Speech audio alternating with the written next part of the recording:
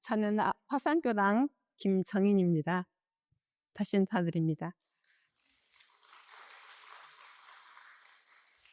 평소에 유문영 공부를 해오던 저로서는 일상 속 요란함의 그 경계가 왔을 때 상대방에게 지적질을 멈추고 칭찬으로 자성의 정과 해와 계를 세운다라는 주제로 말씀드리겠습니다. 혹시 여러분은 가장 사랑하고 가까운 사람에게 나도 모르게 지적질을 해본 경험이 있으십니까? 왜 그거밖에 못했어? 그건 그렇게 하는 게 아니지. 내가 몇 번을 말했어? 가족이나 배우자는 세상에서 가장 소중한 존재이지만 아이러니하게도 우리는 짜증이나 지적질이라는 요란함의 경계가 가장 빈번하게 터져 나오는 것이기도 합니다. 저는 얼마 전 남편의 시골 초등학교 동창 부부들과 2박 3일 여행을 다녀왔습니다.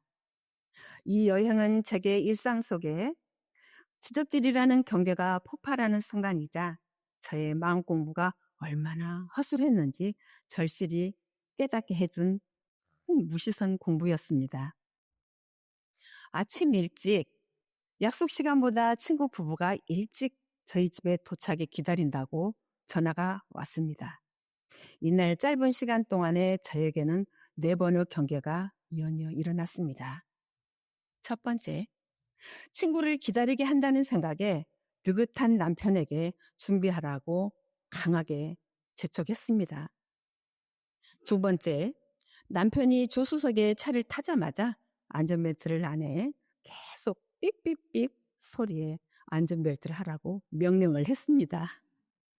세 번째, 남편이 저에게 시골 친구한테 전화를 걸어서 화장지를 못 챙겼으니 챙겨달라고 하라는 거예요. 그때 저는 이렇게 말을 했죠. 준비하고 집에서 나와 있을 텐데 전화하라 한다며 못마땅한 말을 했습니다. 또 네 번째, 남편은 여행지에서 핸드폰을 차에 두고 온 것 같으니 기사에게 전화를 해보라는 말에 저는 결국 참 귀찮게 한다고 쏘아붙였습니다. 그때마다 제 마음속에서는 짜증난다라는 요란한 경계에 아주 솟구쳤습니다. 돌이켜보니 남편이 잘못한 것이 아니라 제 마음의 기준에 조금이라도 어긋나면 참지 못하고 터져 나온 저의 습관이었습니다.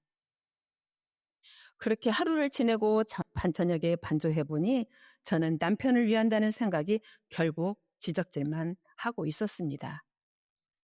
하지만 다시 생각해보니 어떠했겠습니까?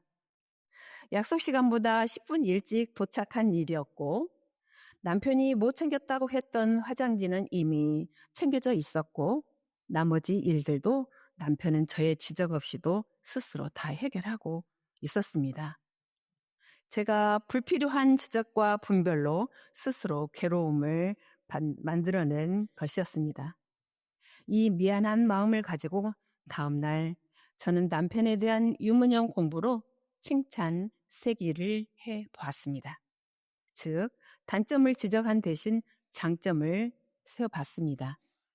그런데 일 처리하는 데 주도적인 점, 상대방에 대한 포용성, 사람들에게 웃음을 주며 친교하는 사교성 등 제가 평소 무심히 지나쳤던 배려심과 덕목이 정말 많았습니다.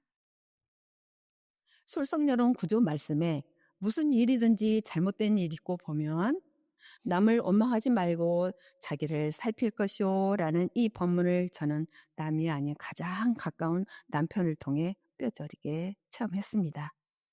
저의 지적질이 잘못임을 살피지 않고 상대방만 잘못이라 생각했으니 참으로 어리석은 사람이었습니다. 대종사님께서는 대종경 수행품 31장에서 사람의 성품에 대해 깊은 가르침을 주셨습니다. 남자들은 대체로 너그러우나 허한 듯하여 견실성 없는 것이 병이 되고 여자들은 대체로 주밀하나 고정하며 용납성 없는 병이 되므로 사람이 원만한 인품을 이루려 하면 여자는 주밀한 가운데 내심이 원만하고 관대하기에 주로 노력하여야 되리라 하셨듯이 저의 지적지는 곧 주밀함이 지나쳐서 내 마음에 고정되어 있고 용납성이 부족한 여자의 병이었습니다. 그리고 이 공부를 하면서 나도 모르게 변화된 점을 느끼게 되었죠. 내려놓고 또 내려놓고 돌리는 마음 곧 청정한 법신불 이런 쌍짜리를 회복하리라 다짐을 해봅니다. 저는 이번 경계를 통해 두 가지 중요한 마음공부 표준을 정했습니다. 첫째, 상시훈련법의 내용 중 정신수양 공부의 실천입니다. 저의 본래 신성을 반조하여 분한 일을 당하여도 탐심을 일어나도 순경, 역경에 끌릴 때에도 연불로서 안정시키는 공부를 하고 남은 시간에 있고 보면 고요하고 분별성 없는 자리를 알고 주착심 없는 경지에 자주 머물러 있도록 자성 공부에 정진하고자 합니다.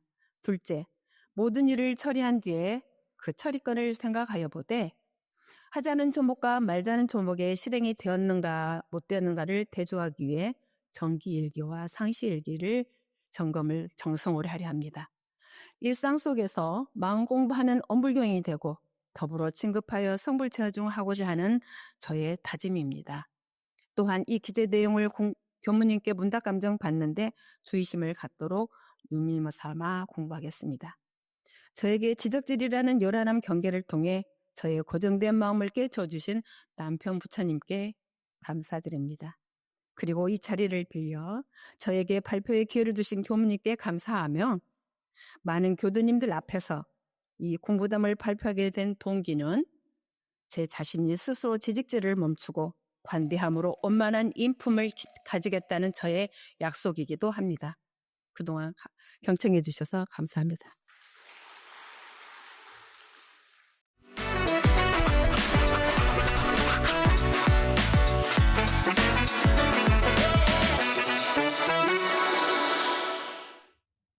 광산 이윤현입니다.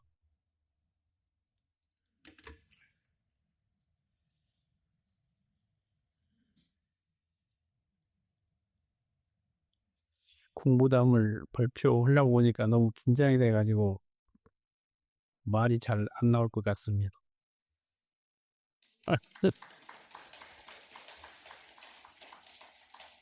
저는 말을 잘 못합니다. 그래서 좀 어리숙하고 어눌한데 참 잘 이해해 주셨으면 감사하겠습니다. 저는 그 경전 공부를 열심히 한다고 합니다. 하는데 지금까지 제가 경전 공부를 해온 것을 보니까 주로 사리 연구를 좀 많이 한 것 같아요. 그래서 오늘 주제를 사리 연구로 정해놓고 제가 지금까지 공부해 내려온 그 사리 연구 내용을 간단하게 좀 발표를 좀 해보고 싶습니다. 아까 말씀드렸다시피 말을 잘 못하니까 원고를 그대로 읽는 것으로 하겠습니다. 사리 연구 정전의 훈련 과목은 과목 중 사리 연구 과목으로 경전, 강의, 해화, 의두, 성리, 정기 일기까지 6과목으로 되어 있습니다.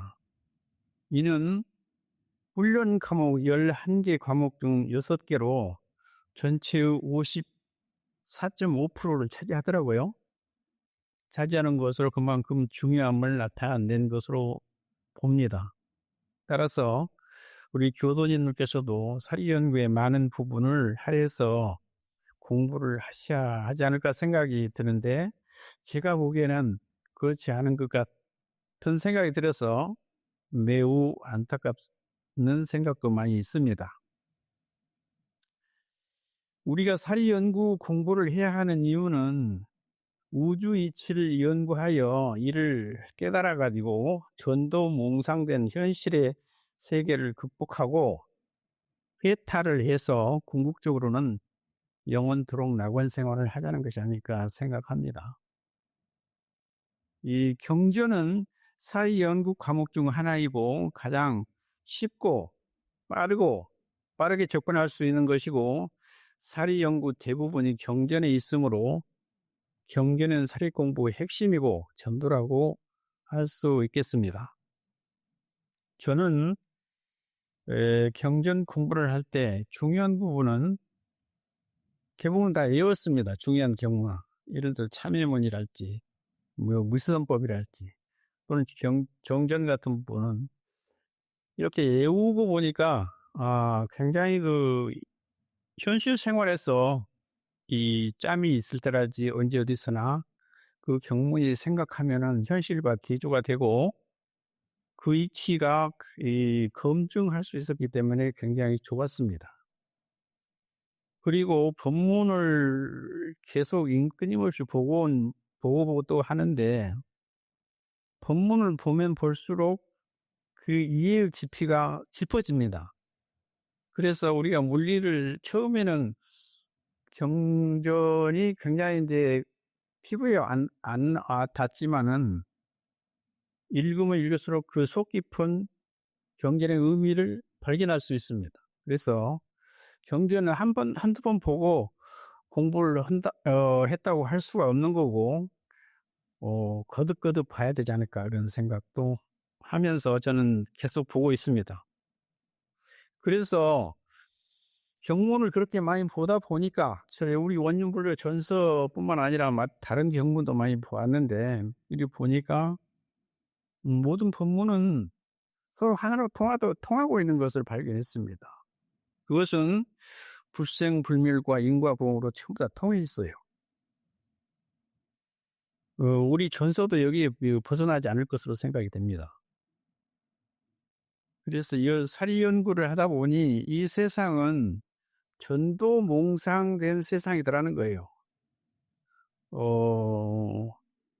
모든 것이 허상이고 진실된 실체는 없다는 것을 발견했습니다. 우주의 이치는 원래가 원만 부족하고 지공무사한 것인데 인간의 탐욕이 그걸 진리를 가둬놓고 있기 때문에 우리는 이런 세상을 살고 있지 않아 생각을 합니다. 그리고 우리 경전은 굉장히 어려워요. 왜냐하면 왜 어렵냐면은 다른 것이 어려운 게 아니라 한글로 지었기 때문에 어렵습니다. 한글로. 이 불경이나 이런 것은 이런 경문은 한자로 되어 있기 때문에 한자의 본 뜻이 들어 있어요. 그러니까 그 뜻을 정확히 이해할 수가 있는데 한글은 이게 굉장히 알듯 말듯 한 것 같아요. 그러니까 이 한자를 찾아서 그 원래의 뜻을 찾아야 되지 않을까, 저는 그런 생각을 많이 하고, 그런 의미에서 이제 경문도 많이 읽었지만은 한자도 계속해서 이게 같이 병행해서 공부를 해야 되지 않을까, 그런 생각이 들고, 저는 그렇게 해 왔다고 생각합니다.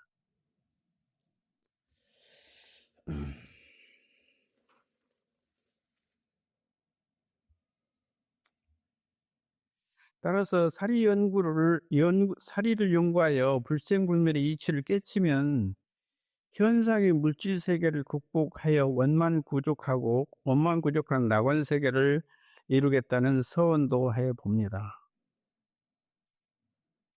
우주 이치인 성품에 대한 저 견해를 말씀드리고자 합니다.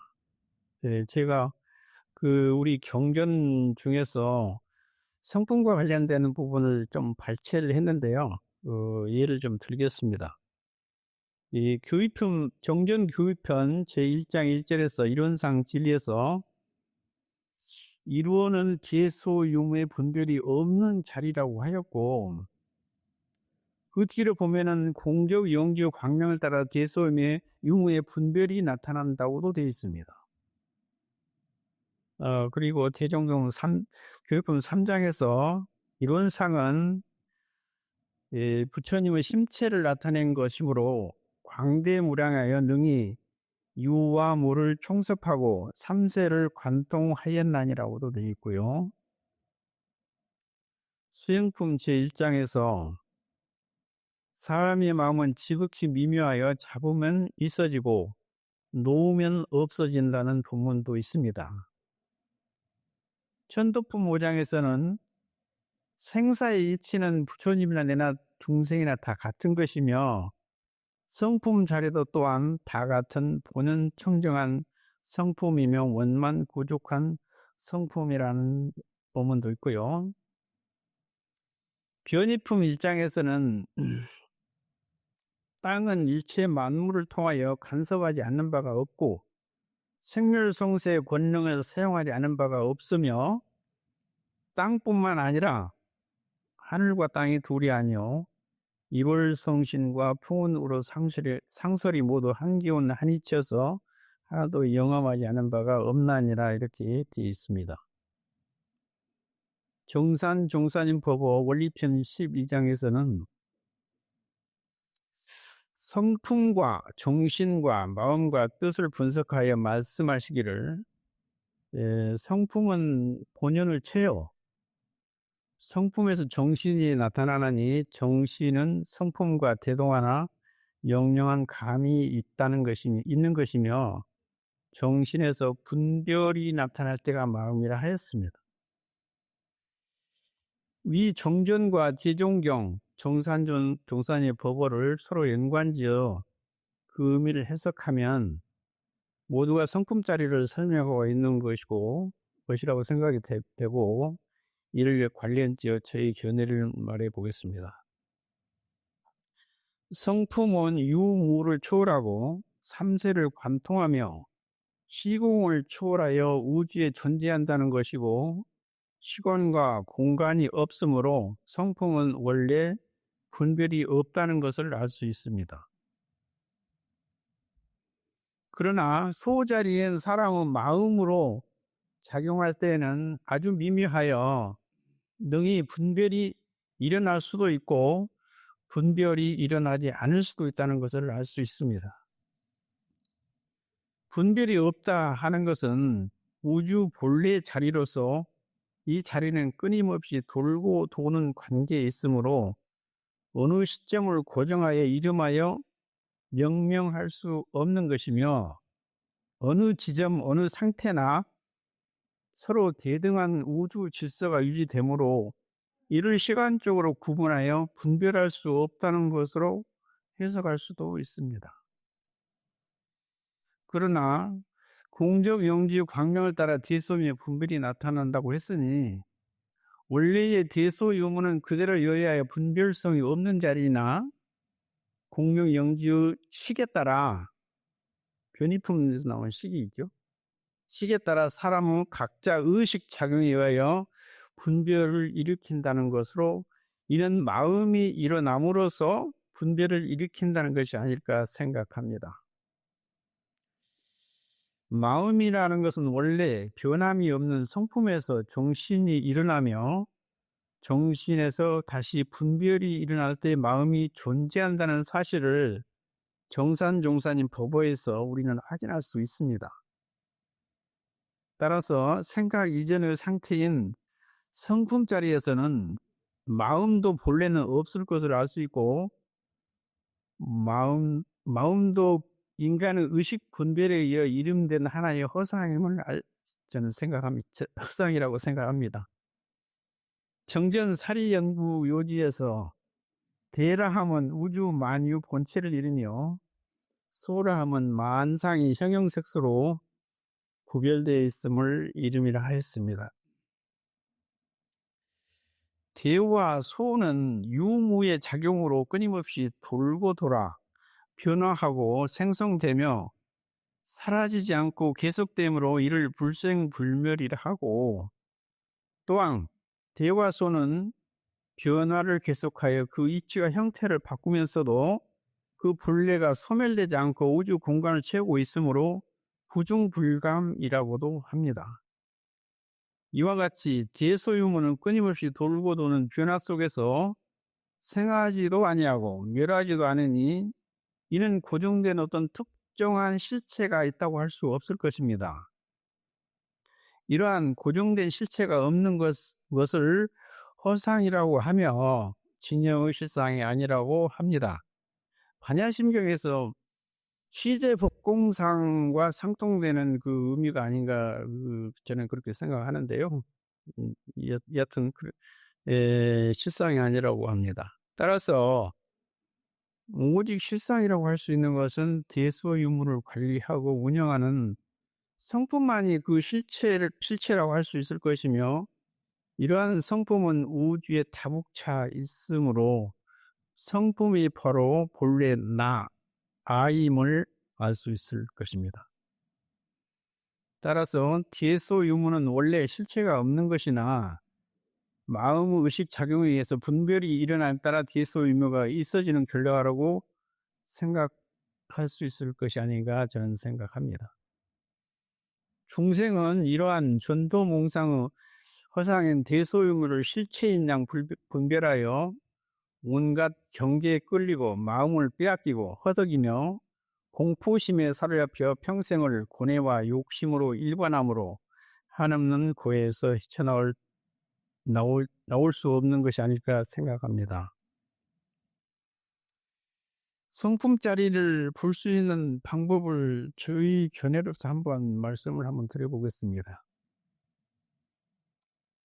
우리가 귀로는 많은 소리를 듣고, 눈으로 많은 본 형상을 보고, 코로는 많은 냄새를 맡고 있죠. 이 수많은 소리가 있을 때는 잘 알지요. 그러나 수많은 소리가 끊어지고 형상이 없어지고 냄새가 사라지면 우리는 보통 모든 것이 없어졌다고 하며 이러한 공해 사실은 바로 인식할 겁니다. 그러나 그 모든 것이 사라진 뒤의 자리를 역력시 무엇인가가 알고 있다는 사실을 우리는 모릅니다.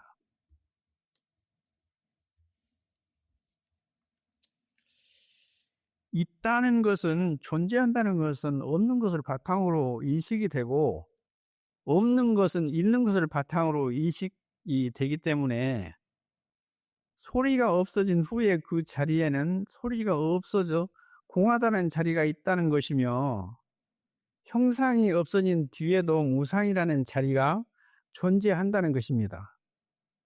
그리고 냄새가 없어진 자리에서 냄새가 없다는 사실이 있다는 것이에요. 이 모든 경우에 있다 없다 하는 것은 있다 없다 하는 것을 분별하는 것이 있으니 이것이 바로 성품이 아닌가 저는 이렇게 생각합니다.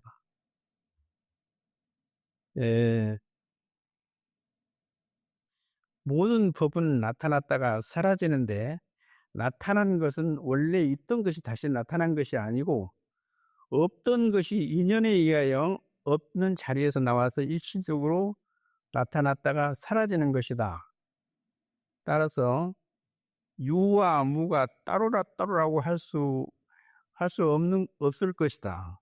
여기서 있다는 사실을 인식하면 없다는 사실도 존재한다는 사실을 알아야 하는데, 있다는 사실은 인정하면서도 없다는 것이 존재한다는 것을 인정하지 않는 경우가 대부분이라는 것이죠. 따라서 유와 무를 분별하고 총섭하는 성품이라고 아까 대종교님 말씀하셨죠. 이 유와 무를 분별하고 총섭하는 성품이라는 실체가 존재한다는 사실을 우리는 발견하는 것이 이 견성의 기본이 되지 않을까 생각을 합니다. 이 알아차리는 무엇인가를 챙기는 사람은 성품을 발견할 것이 아닌가 생각이 되고, 챙기지 않는 사람은 무명의 힘에 가리어 한없이 육도를 윤회할 것으로 생각합니다. 그래서 성품은 24시간 우리를 지배하고 있는 것이며, 일거수일투족은 성품이 관리하고 있으며 마음의 나타남이라고 할 수 있고, 일체의 색수상행식도 마음의 작용이며 성품은 항상 내 몸 안에 존재하고 있다는 사실을 분명히 믿어야 할 것으로 생각이 됩니다. 우리가 유문형 공부를 하자는 것도 이러한 성품을 찾고자 하는 것이요, 사막을 공부하는 것도 마음을 찾자는 것이요, 일상수행의 요법을 암송하는 것도 같은 맥락이라고 하지 않을 수 없습니다. 마음을 발견하고 마음을 양성하며 마음을 활용하는 공부이 되어 해탈하고 사리연구는 결국은 해탈이 목적이라고 하셨습니다. 그래서 해탈하고 성불 제종하는 부처가 되시기를 염원 드리면서 제 공부담을 마치겠습니다. 감사합니다.